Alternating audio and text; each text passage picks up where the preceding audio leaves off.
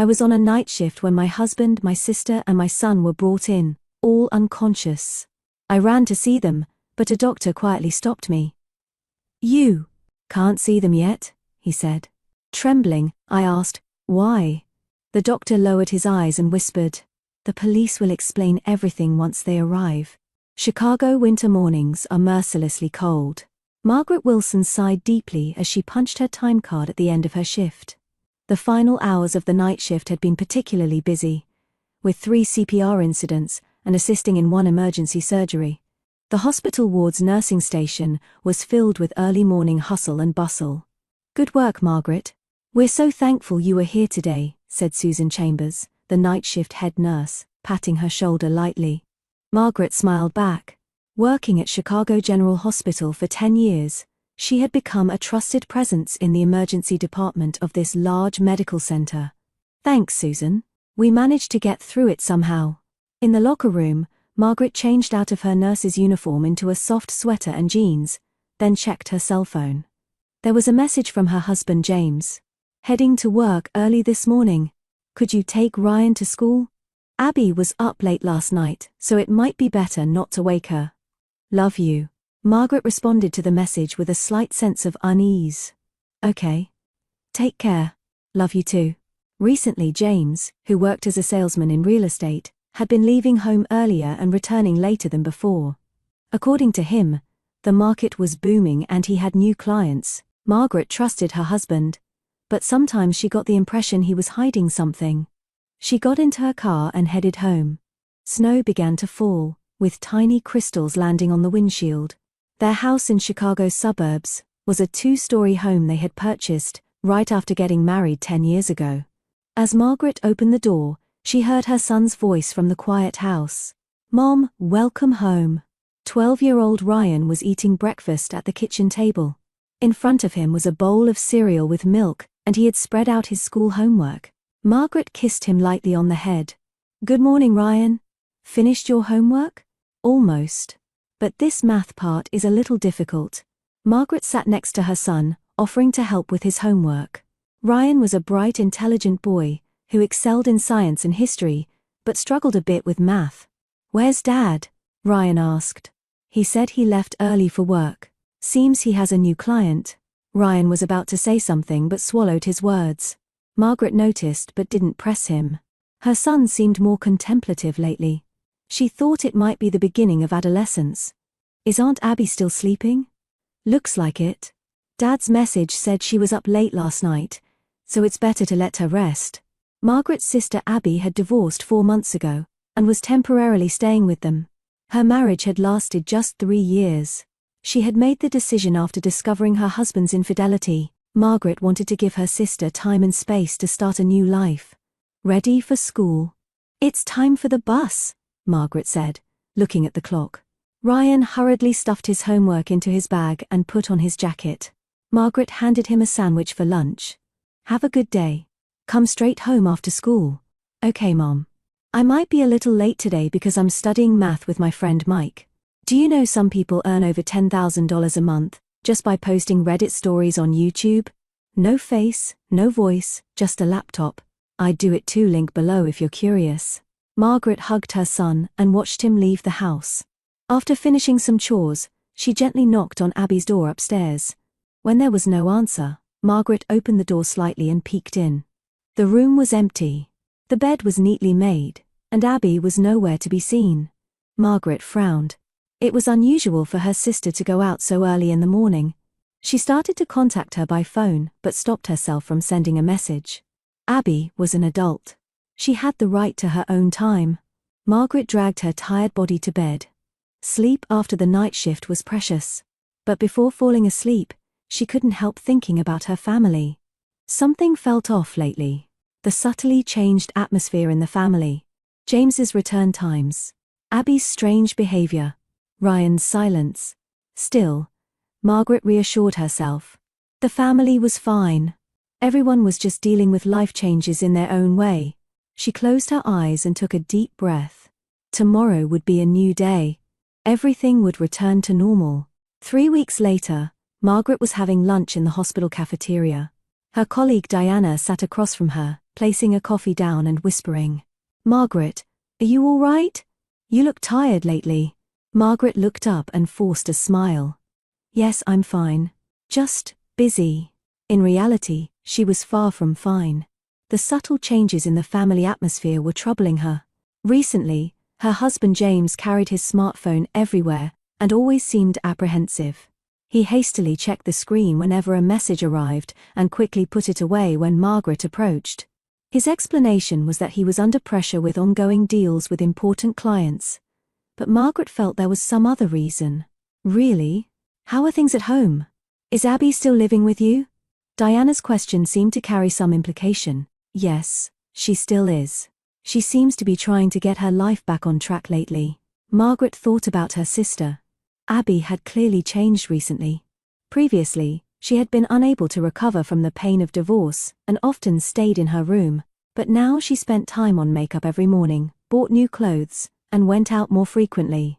When Margaret asked, "Has something good happened?" Abby deflected the conversation saying, "I'm just trying to think positively about life." Margaret looked into Diana's eyes. "Do you know something?" Diana shifted uncomfortably in her chair. "No, not really. I'm just concerned." Margaret sensed that there was truth hidden in her friend's words, but she didn't pursue it further. She remembered Ryan. Her son had changed too. After returning from school, he used to eat snacks in the kitchen while telling her about his day. But now he often silently retreated to his room. The previous evening, Margaret had knocked on Ryan's door. "Ryan, dinner time." "I'm not hungry," came her son's voice from inside. Margaret opened the door and entered Ryan's room. He was sitting on the bed, hugging his knees. "What's wrong? Is there a problem?" Ryan didn't look up and shrugged. "Nothing." "Did something happen at school? Are you being bullied?" "No. It's just..." He stumbled over his words. "I don't understand grown-up business." Margaret frowned at those words. "What do you mean?" Ryan fell silent and said in a small voice, "Nothing." Margaret was brought back to reality by Diana's voice. "The doctors have noticed changes in you two. You're usually so careful, but yesterday you almost made a mistake in a patient's records." Margaret blushed. Indeed, yesterday she had lacked concentration. She had almost written medication for one patient in another patient's record. Fortunately, Dr. Carter, the chief physician, noticed her mistake and corrected it. "I'm sorry. I'll be more careful." Diana took her friend's hand. "Margaret, if something's wrong, why not talk about it?" Margaret took a deep breath, hesitating whether to confide her worries. But she didn't know what to say. She herself didn't yet understand the situation. "I'm really fine. Just a bit tired." That night, Margaret was preparing for her night shift. James had said he would be late from work, so she asked Abby to handle Ryan's dinner. "Of course, sis. Don't worry," Abby answered cheerfully. Margaret found her sister's behavior strange, so different from before. She who had once seemed depressed, now appeared unusually bright. Meanwhile, her son and husband seemed to be dragging some dark shadow. Margaret couldn't understand what was happening in her family. Arriving at the hospital, her colleague Susan greeted her with a worried face. "Margaret, do you have a moment?" They moved to a corner of the nursing station. Susan looked around and began speaking in a low voice. "About your husband." Margaret's heart raced. "James? What happened?" "Last Saturday, when I was at the mall, I saw him. The woman he was with." "Abby?" Margaret's voice trembled. Susan looked surprised. "You knew?" "No, just..." Margaret was at a loss for words. She had sensed something before but didn't want to acknowledge it. Her husband and sister. It was too painful a betrayal. They seemed very intimate. Susan chose her words carefully, holding hands and laughing. "If you didn't know, maybe I shouldn't have said anything." Margaret leaned against the wall. All the pieces were starting to connect in her mind. James's late returns home. Abby's sudden change. And her son Ryan's words, "I don't understand grown-up business." "It's okay, Susan. Thank you for telling me." During that night's shift, Margaret's mind was in turmoil. She tried to focus on patient care, but her family situation occupied her thoughts. How should she handle this? Should she confront them directly? Or gather evidence? If her husband and sister were truly betraying her, her world would collapse. At 2 a.m., an emergency call rang out. Code Blue, emergency treatment room. Code Blue, emergency treatment room. Margaret rushed there. The emergency room was bustling with activity. Multiple medical staff were moving busily, and new patients seemed to be arriving. 3 traffic accident victims, seriously injured, shouted a young resident. A car apparently hit a tree on the highway. Margaret tried to focus on her role. However, at that moment, her cell phone rang. Normally she would ignore it, but feeling uneasy about a call so late at night, she checked her phone.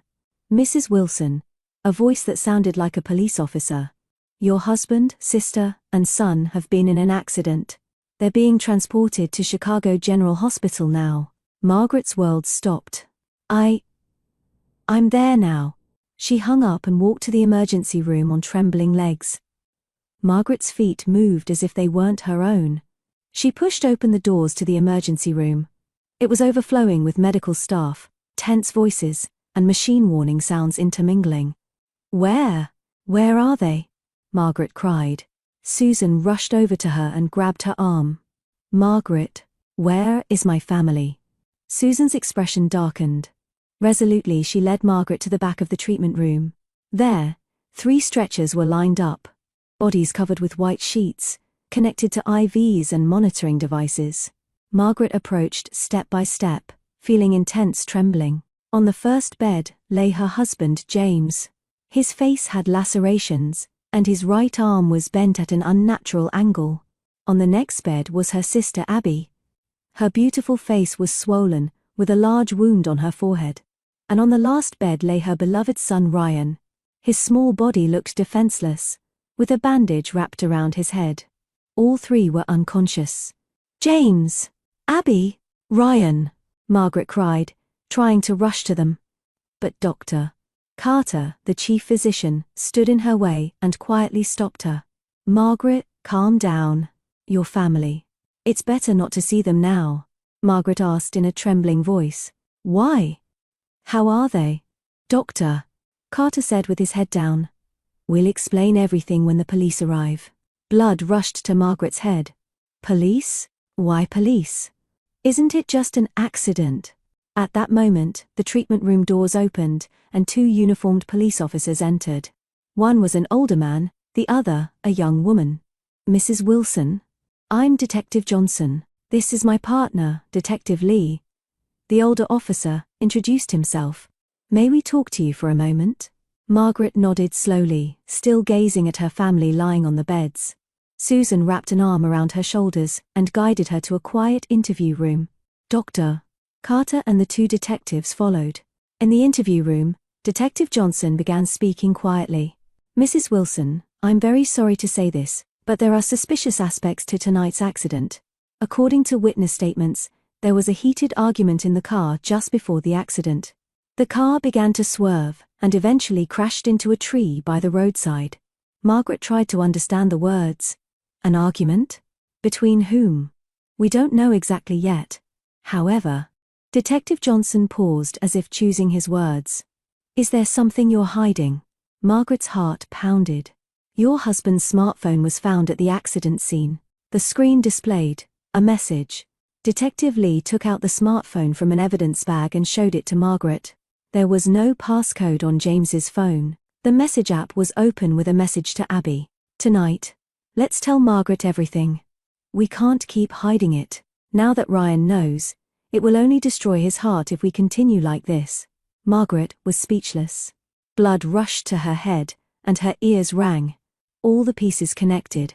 Her husband's late returns, her sister's changes, her son's behavior. Before her eyes, her family's secret was revealed. James and my sister. She choked on the words.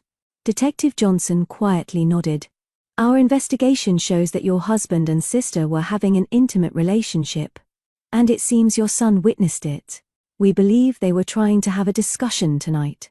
Margaret's world crumbled. Strength left her body, and she collapsed into a chair. The betrayal of her husband and sister, and the weight of the secret her innocent son had been carrying. Their condition? she finally managed to say. "Doctor." Carter stepped forward. "They're all stable. However, there was impact to their brains, and they're currently in comas. Your son in particular had a strong impact to his head, so the next 24 hours are critical." Margaret closed her eyes. Tears streamed down her cheeks. My son, he knew. To think he was carrying such a burden alone. Detective Lee quietly said, "This was found in your son's backpack." She took out a folded piece of paper. Margaret took it and opened it. It was a page from a diary written in Ryan's childish handwriting. "Today I saw Dad and Aunt Abby kissing in the kitchen. I don't know how to tell Mom. Dad asked me, 'This is grown-up business, please don't tell Mom. But I hate lying. I hate to see Mom sad. What should I do?'" Margaret clutched the paper to her chest and sobbed loudly. Her heart was torn, worry for her loved ones and anger at their betrayal. Most painful of all was her son's suffering. A boy of just 12, forced to carry adult secrets. She couldn't bear it. "Let me see them," Margaret pleaded with tear-blurred eyes. "Doctor." Carter hesitated. "Margaret, will you be able to see their condition calmly? I'm a nurse. And they're my family. Even if they betrayed me." "Doctor." Carter nodded quietly and took Margaret back to the treatment room.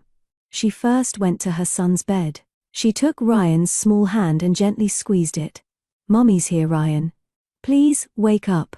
Please," she whispered. "You were so brave. But you don't have to carry such a burden anymore." Next, she went to her sister's bed. The sister she had been close to since childhood. The sister who betrayed her. Margaret's heart was filled with conflicting emotions. "Why, Abby?" "We were sisters," she said quietly. Finally, she stood at her husband James's bed. 10 years of marriage, memories with him, and now the revealed betrayal. "What were our vows?" she asked. But there was no answer. Margaret turned to Dr. Carter. "Please let me know when they wake up. Especially Ryan. I should be the first face he sees."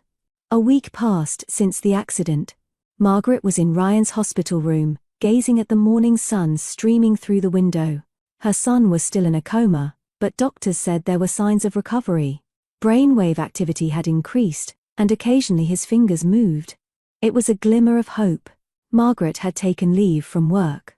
Her hospital colleagues were concerned about her, and took turns visiting, bringing toys, books and flowers for Ryan. Susan was particularly attentive, making sure Margaret ate and took breaks. "Get some rest," Susan said. "I'll be here."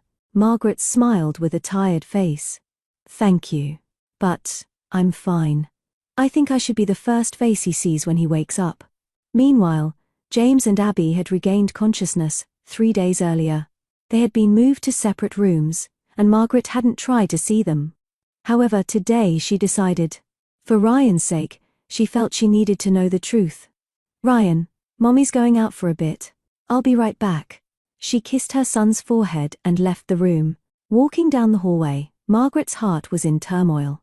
Anger, sadness, and above all, the deep pain of betrayal.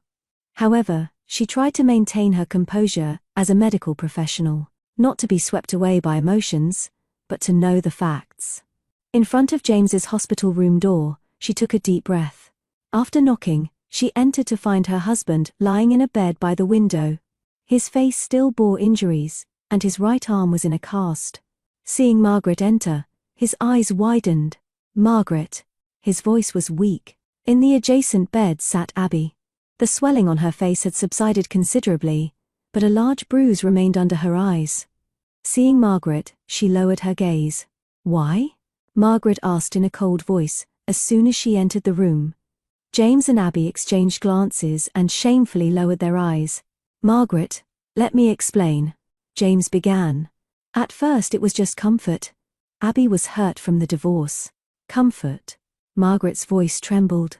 "Is having an affair with my sister comfort?" Abby said through tears. "Sis, I'm so sorry. This wasn't the intention. But when I realized and my son found out," Margaret was shaking with anger. "What did he see? How much do you think he was hurt?" The truth was revealed.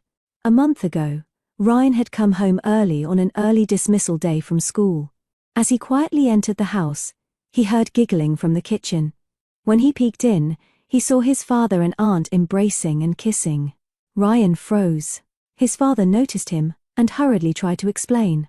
"Son, it's grown-up business. Please don't tell Mom." Since then, Ryan had been suffering from confusion and guilt. He loved his mother but feared that telling the truth would destroy the family. He withdrew, lost his appetite, and couldn't concentrate at school. On the day of the accident, Ryan couldn't bear it anymore and declared to his father and aunt that he would tell Mom everything. A panicked James tried to persuade Ryan in the car, and Abby accompanied them. The heated argument in the car caused the accident. "Because of your selfishness, my son became the victim." Margaret choked on the words. "All he wanted was for me to know the truth." James wept.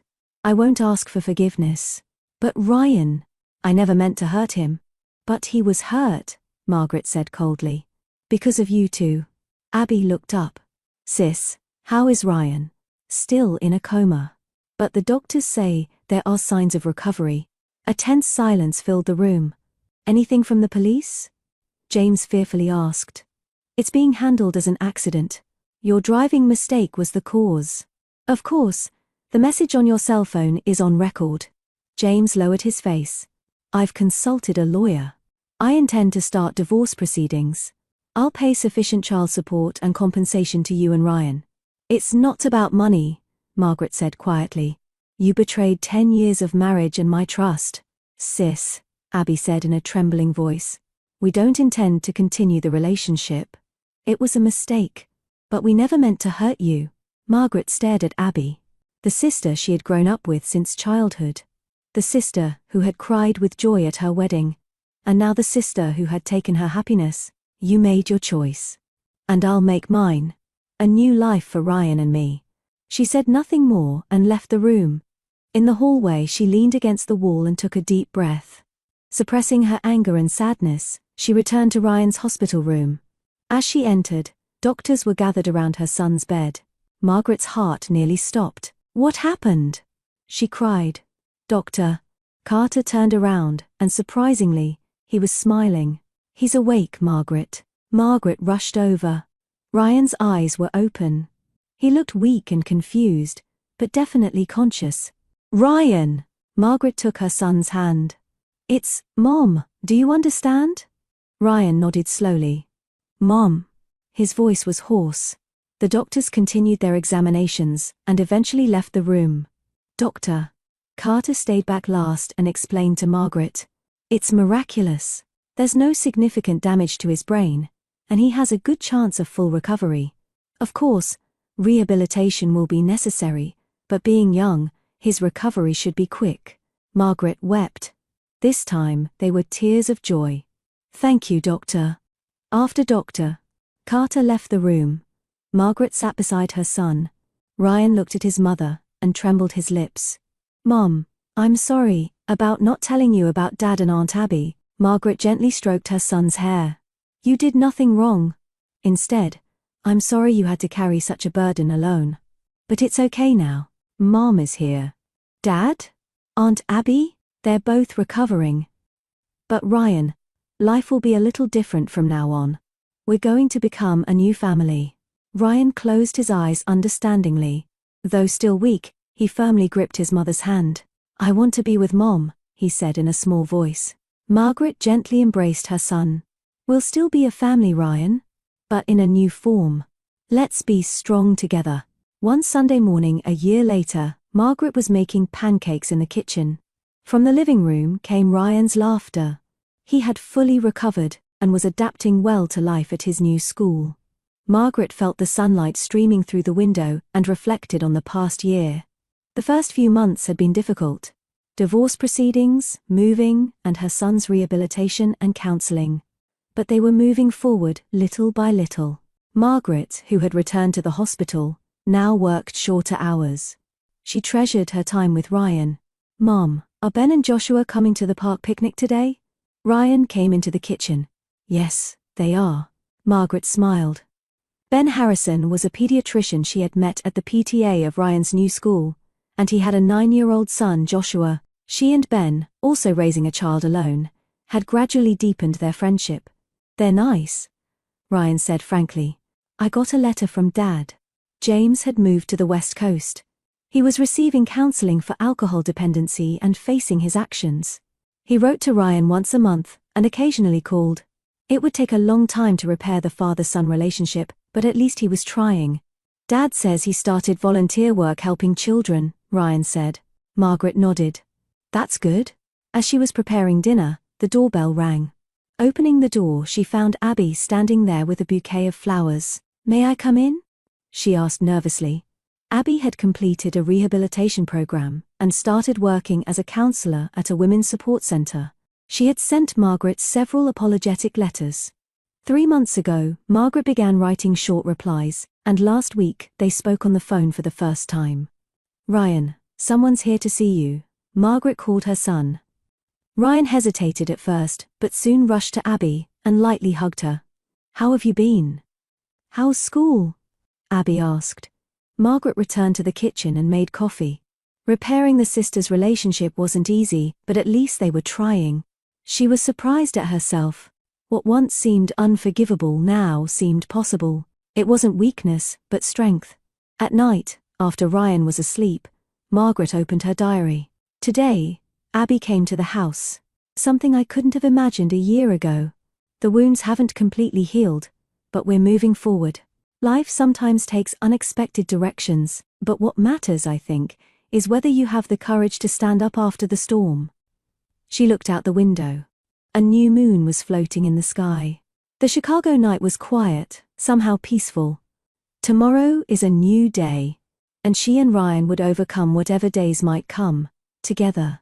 Every ending is also a new beginning. Margaret etched this in her heart as she turned off the lights. "You can't be serious, Dad," I told him when he said I wasn't allowed to be part of our family law firm. "This is not up for discussion. I had prepared to be a lawyer during my whole life. The firm goes to your brother. This is not for a woman." A year later he saw the mistake he made. "You can't be serious, Dad," I said, my voice trembling as I stared at him across his massive mahogany desk. My father leaned back in his leather chair, calm and composed as always, and let out a slow exhale. "This is not up for discussion, Catherine," he said, setting his cigar in the ashtray like the conversation was already over. My fists clenched at my sides, but I refused to back down. "So that's it?" I asked, my words sharp. "You'd rather hand everything over to Grant, someone who doesn't even care, than let me prove myself? All because I'm a woman?" He didn't even flinch. "This firm is for your brother to manage, Catherine," he said firmly. "You've done well with your education, and you'll make a fine wife one day, but this is not your place. My name is Catherine Mercer. I'm 26 years old, a Harvard-educated lawyer, and the daughter of Henry Mercer, owner of Mercer & Associates, one of the most powerful law firms in Dallas.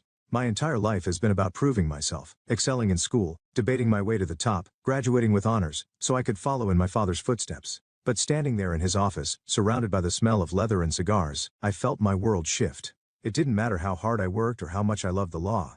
To him, I was just his daughter, someone who was supposed to marry well and stay out of the way. I looked him straight in the eye, my voice steadier now. "Grant doesn't care about this firm, Dad. He's reckless. He barely scraped through community college, and he has no idea how to run a business. You know that as well as I do." My father sighed, rubbing his temple like I was the one being unreasonable. "Grant will learn. He's my son, Catherine. It's his birthright to take over Mercer & Associates. And you," he paused, his voice softening just slightly, "you have other options. A future that doesn't involve the stress of running a firm. I'm protecting you." I felt a bitter laugh escape my lips. "Protecting me?" I said, shaking my head. "You're not protecting me, Dad. You're holding me back. I've earned this. I've worked harder than anyone, including Grant, and you know it. But you won't even give me a chance because you're too stuck in your ways to see what I'm capable of." His expression hardened, and I knew I'd pushed too far. "That's enough, Catherine," he said, his voice sharp. "We're done here." I stormed out of his office, my heels echoing through the marble halls of our family's estate. My mother was in the parlor, quietly arranging flowers in a vase. She looked up as I passed, her expression soft but tired. "Catherine," she said gently, "what happened?" I stopped, turning to her with a mix of frustration and desperation. "He won't let me work at the firm," I said, my voice breaking. "He's handing everything over to Grant, and he expects me to smile and accept it." She sighed, her hands stilling over the flowers. "Your father, he has his ways," she said, her tone hesitant. "But maybe it's best not to push him, dear. He means well." I stared at her, stunned. "Means well?" I repeated. "Mom, he's throwing away everything I've worked for because I'm a woman. How can you stand there and defend that?" She lowered her gaze and I could see the years of quiet submission etched into her face. "I just don't want to see you hurt, Catherine," she said softly. "Sometimes it's easier to let things be." Her words hung in the air, and I realized in that moment that I was on my own. That night, as I lay in bed staring at the ceiling, the weight of my father's words pressed down on me. I thought about everything I'd done to get to this point, late nights poring over case law, the endless debates at Harvard, the sacrifices I'd made to live up to the Mercer name. And for what? To be told I didn't belong? That my only value was to marry into another powerful family? The thought made my stomach turn. The next morning, I was halfway through packing my suitcase when the door to my bedroom creaked open.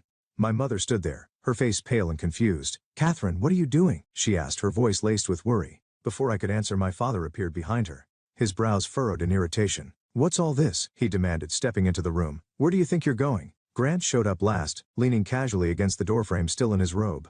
"Packing for a vacation, sis?" he asked with a smirk. I snapped the suitcase shut and stood tall facing them all. "I'm leaving," I said simply. "Since I'm not welcome at the firm and apparently don't belong in this family's plans, I'm going to find a place where I do." My father's face darkened and my mother clutched her pearls, looking like she was about to cry. "Catherine," she said softly, "don't do this. Let's talk about it." But I shook my head, my resolve unshaken. "There's nothing to talk about. You've all made your priorities clear." My father's jaw tightened, and he stepped closer.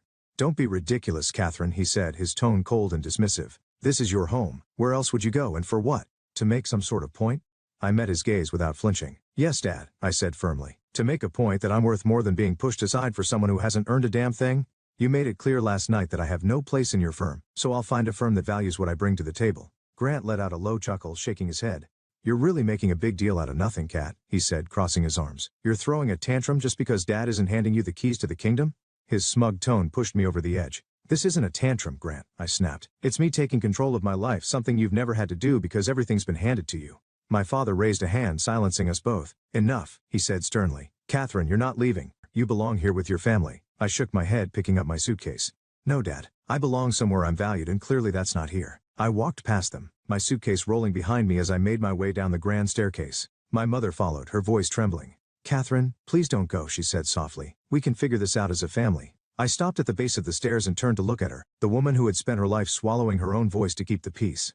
"Mom," I said gently, "I love you, but I can't keep pretending that things will change if I stay. They won't." My father stood at the top of the stairs watching silently, his face unreadable. Grant leaned against the banister, clearly unfazed, like my departure meant nothing. I opened the front door and turned back one last time. "When you're ready to treat me like more than just a daughter who needs to marry well, you know where to find me," I said, my voice calm but firm. Then I walked out, the crisp morning air hitting my face as I closed the door behind me. For the first time in my life, I felt truly free. I didn't look back after leaving that house. Within days, I secured an interview at one of the most respected law firms in Dallas. They didn't care that I was a Mercer. All they cared about were my credentials and my drive. When I walked into that office, I wasn't Henry Mercer's daughter. I was Catherine Mercer, Harvard graduate and determined attorney. By the end of the week, they offered me a position. And for the first time, I felt like I belonged somewhere for what I could do, not for who I was. The work was challenging but rewarding, and I thrived in an environment where I wasn't constantly being compared to someone else. My new boss, a sharp and modern man named Richard Hayes, took me under his wing. He valued my insight and pushed me to take on more responsibility. Within a few months, I was handling high-profile cases and earning the respect of my colleagues. It wasn't the life I had envisioned for myself growing up, but it was mine, and that made all the difference. As much as I was thriving professionally, the nights were harder. Cutting ties with my family wasn't easy, no matter how justified it felt. There were moments, quiet ones, like coming home to an empty apartment after a long day, when the weight of it all would hit me. I missed my mother's gentle presence even if she never stood up for me. I even missed the chaos Grant brought to the house, as infuriating as he was. But what hurt the most was knowing my father didn't think twice about letting me go. Months passed and I poured everything I had into my work. The cases were demanding, often leaving me in the office late into the night, but I thrived under the pressure. With each victory, my confidence grew. I wasn't just a lawyer anymore. I was a force to be reckoned with. Richard Hayes, my boss, started assigning me to more high-stakes cases. And soon, I was gaining a reputation as one of the firm's rising stars. The growth wasn't just professional, it was personal too. I learned to stand on my own, to make decisions without worrying about whether they would please my father or fit into the mold my family had crafted for me. Every step forward felt like proof that I was more than they had ever given me credit for. I wasn't just Henry Mercer's daughter. I was Catherine Mercer, and I was making a name for myself on my own terms. One afternoon, Richard called me into his office. It was spacious but unpretentious, a reflection of the man himself. He gestured for me to take a seat and leaned back in his chair, his piercing blue eyes studying me intently. "Catherine," he began, his tone measured, "I have a case I think you're ready for. It's high stakes, complicated, and it's going to put you in the spotlight." I nodded, intrigued. "What's the case?" I asked, leaning forward slightly. He hesitated for a moment, then continued. "We're representing a client in a major litigation against Mercer and Associates. They're suing your father's firm for negligence in a contract dispute. The stakes are enormous, and the case is gaining attention." He paused, watching my reaction closely. The words hit me like a ton of bricks. My stomach tightened, and for a moment I couldn't speak. You want me to represent someone suing my father's firm? I finally said, my voice steadier than I felt. Richard nodded. I know it's personal, Catherine, but that's exactly why I want you on this. You know how Mercer and Associates operates, and you're one of the sharpest lawyers we have. If anyone can win this case, it's you. I took a deep breath, trying to process what he was asking. Richard, I said slowly, you realize what this could mean for me personally and professionally. This isn't just another case. It's my family. He leaned forward, resting his elbows on the desk. I understand that, he said firmly, but this is your chance to show what you're capable of, to take on the people who underestimated you and prove them wrong. Think about it, Catherine. This could be the defining case of your career. I sat back in the chair, the weight of the offer settling heavily on my shoulders. This is a lot to take in, I said, my voice quieter now. Richard nodded, his expression understanding. I don't expect you to decide right here and now. It's a big ask, Catherine, and I know how personal this is for you. I met his gaze, grateful for his patience. Would it be all right if I sleep on it? I asked, my tone more measured. I need to think about how this could affect everything.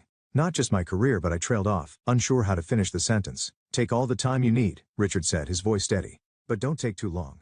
We need to move fast on this, and I want you on the team. Let me know by the end of the day tomorrow. That night I couldn't sleep. I lay in bed, staring at the ceiling, my mind racing with everything at stake. Taking the case meant going up against my father, the man who had dismissed me and handed everything to Grant without a second thought. It also meant going head-to-head with my family's legacy. The name that had opened so many doors for me, even as it closed others. But it also meant proving once and for all that I could stand on my own, even if it meant burning the last remaining bridge to my family. For 2 days I went back and forth, weighing the risks and rewards. I thought about my father's cold dismissal of everything I'd worked for, about my mother's quiet resignation, and about Grant's smug sense of entitlement. But I also thought about the chance to show everyone that I wasn't just Henry Mercer's daughter. By the end of the second day, I made up my mind. I walked into Richard's office the next morning, my shoulders squared and my voice steady. I'll take the case, I said simply. His face lit up with approval. I knew you would, he said with a grin. Now let's get to work. The day of the first litigation proceeding arrived, and the tension in the air was palpable as I entered the courtroom. I clutched my briefcase tightly, my heels clicking against the polished floor with every step. My client walked beside me, confident in my abilities, but all I could think about was the moment I knew was coming. As I approached the front of the courtroom, I saw them, my father and Grant, sitting at the opposing table. Their faces turned toward me, and as soon as our eyes met, I felt their shock hit like a tidal wave. My father's jaw tightened, his eyes narrowing as recognition dawned. Grant's mouth fell open slightly before he quickly masked his surprise with a smug smirk, though I could see the unease in his expression. I set my briefcase on the table and met their stares head-on. I wasn't going to look away or falter. I was here to do a job, and nothing, not their surprise, not their disapproval, was going to throw me off. For a brief moment my father's gaze softened, but he quickly composed himself, leaning over to whisper something to Grant. I didn't care what he said. I was ready. As the proceedings began, I slipped into my role seamlessly. Every motion, every argument, every document I presented was executed with precision. I kept my tone calm, my demeanor collected, and my focus solely on the case. When the judge addressed me, I responded with confidence, never faltering under the weight of my father's presence or Grant's smug glances. I wasn't Catherine, the daughter or sister in that room. I was Catherine Mercer, attorney for the plaintiff, and I intended to win. Even when Grant fumbled through his arguments clearly unprepared, I didn't let it show on my face. I treated him as I would any opposing counsel, with respect but zero leniency. Every time he misspoke or misrepresented a fact, I countered with clarity, backing up my points with solid evidence and case law. My father sat quietly for most of it, his expression unreadable, but I could feel his eyes on me. It didn't matter. I wasn't there to earn his approval anymore. I was there to do my job, and I was doing it well. After a few sessions, it became painfully obvious, at least for my father and Grant, that I was dominating the case. Every argument Grant brought to the table crumbled under the weight of my counterpoints. His inexperience was glaring, and my preparation left him scrambling for answers he didn't have. My father tried to step in once or twice, but even he couldn't salvage the damage Grant had done. The tide was turning fast, and everyone in the room knew it. By the fourth session, their side proposed a settlement. I could see the frustration etched into my father's face as their counsel approached mine with the terms. After a few back-and-forth adjustments, we agreed to a resolution that heavily favored my client. As the paperwork was signed, I caught my father glancing at me from across the room. He looked defeated, maybe even regretful. Grant, on the other hand, avoided my gaze entirely, staring at the table like a chastised schoolboy. I didn't say a word to either of them. My work here was done, and I had proven exactly what I'd set out to. But usually when a session ended, I would stay behind to wrap up with my client and exchange pleasantries with the other lawyers. It was something I always did, a small gesture of professionalism and respect, regardless of how contentious the case might have been. But this time there was no opportunity. My father and Grant had already gathered their things and left the room without so much as a glance in my direction. No handshake, no word of acknowledgement, not even a curt, "well done." It stung more than I wanted to admit. Even after everything, a part of me had hoped for some kind of recognition, some small sign that they'd seen what I was capable of and respected it. Instead, they walked away silent and defeated, leaving me standing there with the weight of unfinished business pressing on my chest. I took a deep breath, brushed it off and refocused on my client. I had won the case. That was what mattered. That evening back at the firm, my colleagues greeted me with applause as I walked through the doors. Richard was the first to approach, clapping me on the shoulder with a proud grin. "Well done, Catherine," he said, raising a glass of champagne. "You were flawless in there. That settlement is a big win for us, and your client couldn't have asked for a better advocate." The team had set up a small celebration in the break room, complete with drinks and hors d'oeuvres. My client even stopped by to express their gratitude, shaking my hand firmly. "You were incredible, Catherine," they said. "We couldn't have done this without you." For the first time that day I let myself smile. Surrounded by people who valued me for my skills and hard work, I felt a sense of accomplishment that no words from my father or Grant could have given me. This was my victory and I owned it. Later that night, alone in my apartment, the glow of the city lights filtered through the blinds as I sat by the window with a glass of wine. The adrenaline from the day had worn off, and in the quiet, my thoughts drifted back to my family. I replayed the courtroom moments in my head, the way my father's face tightened with every argument I made. The way Grant couldn't even look me in the eye when it was over. I had expected them to be angry or defensive, but the silence they left me with was harder to bear. For years I had dreamed of earning my father's respect, of proving to him that I was worthy, not just of his name, but of a place in the firm I had once idolized. And now, even after winning a case against them, I wasn't sure what I had achieved. Did they finally see me for who I was, or was I just a reminder of their failure? The questions lingered unanswered as I stared out at the Dallas skyline, wondering if the ties I'd cut could ever truly be mended. The next morning as I walked into the office, the usual buzz of conversation and ringing phones greeted me. I barely had time to settle in before Richard approached, a curious look on his face. "Catherine," he said, his tone cautious but warm. "Your father is here. He's waiting in your office." The words stopped me in my tracks. "My father?" I asked, trying to keep my expression neutral, though my stomach flipped. Richard nodded. "He came in about 20 minutes ago, said he wanted to speak with you. Take your time. I'll hold your calls." I thanked him, though my mind was already racing as I made my way down the hall. When I opened the door to my office, there he was, Henry Mercer, sitting in the chair across from my desk, his hands clasped tightly in front of him. He looked up as I entered, his expression unreadable, though the slight furrow in his brow betrayed something. "Regret, maybe?" "Catherine," he said simply, his voice quieter than I'd ever heard it. I closed the door behind me, unsure of what to expect. "Dad," I replied, keeping my tone even. "What are you doing here?" He stood up slowly, brushing his hands down his suit jacket as though trying to steady himself. "I came here to talk," he said, his tone measured but serious. "To say some things I should have said already." I walked over to my desk, setting my bag down carefully. "All right," I said, folding my arms. "I'm listening." He hesitated, glancing out the window before turning back to me. "You were brilliant in that courtroom, Catherine," he began, his voice softening. "I've seen a lot of lawyers in my time, some of the best in the business, and what you did, it was remarkable. You were prepared, professional, and relentless. You left no doubt about who the better lawyer was." His words caught me off guard, but I kept my expression steady, waiting for him to continue. "I've spent so much of my life believing that legacy meant keeping things the way they used to be," he said, his voice tinged with regret. "That a son should take over what the father built. I thought I was doing the right thing, pushing Grant to step up, even when I knew deep down he wasn't ready or willing." He ran a hand through his silver hair, sighing deeply. "But I see now that I've been wrong. You've worked harder than anyone, Catherine. You've earned everything you have, and I failed to recognize that." "I failed you." I blinked, unsure how to respond. This was the man who had spent years dismissing my ambition, telling me to settle for a life that didn't match my dreams.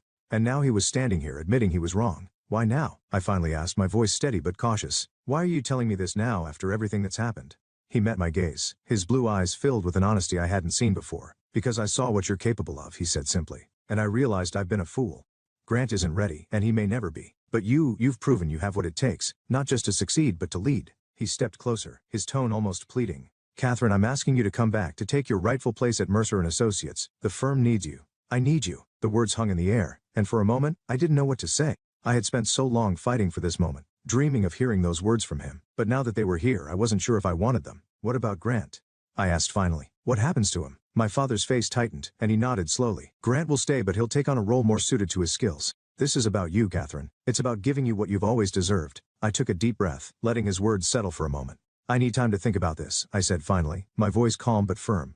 "It's not something I can decide right away. A lot has happened, and I need a few days to figure out what's best for me." My father nodded, his expression serious but understanding. "Of course," he said. "Take all the time you need. I'm not asking for an answer today. I just needed to say my piece." He moved toward the door, but before he left, he turned back to face me. "Catherine," he said, his tone softer now. "I know I haven't said this enough or maybe ever, but I am proud of you. Watching you in that courtroom, you were better than I ever was. Better than I could have imagined." His words hit me harder than I expected, and for a moment I just stared at him, unsure of how to respond. He gave me a small, almost hesitant smile before turning and walking out of the office, leaving me alone with my thoughts. As I sat at my desk, his words echoed in my mind, better than I ever was. For so long I had fought to prove myself to him, to show that I was more than just his daughter. that I was capable, strong, and deserving of respect. And now, hearing those words, I felt a surge of pride that I couldn't ignore. This wasn't just about him anymore. I was proud of myself for standing my ground, for thriving on my own, and for showing the world and my father exactly what I was capable of. Now it's late at night, and I'm lying in bed staring at the ceiling, thinking about what to do. My father's offer is everything I've worked for, everything I thought I wanted, but going back would mean stepping into a world where I was once dismissed, where I'd have to navigate the shadows of old wounds and fractured trust. It would mean working alongside Grant, knowing how little he values what we both stand to represent. And yet, staying where I am has its own challenges. This firm has been good to me, and I've grown here in ways I never imagined. But it's not my legacy. It's not Mercer and Associates, the place I dreamed of running since I was a little girl. If I go back, I'd have a chance to shape that legacy on my terms, to prove that the name belongs to me just as much as anyone else. I haven't made up my mind yet. The choice feels impossible, and the weight of it keeps me awake. But maybe you can help. What would you do in my situation? Please share your thoughts in the comments. I'd love to hear your perspective. Hey there, did you like the story? If you did, don't forget to hit the like button and subscribe to the channel. It helps us a lot, and make sure you won't miss out on more great stories we share here. Thank you for watching, and we'll see you in the next one.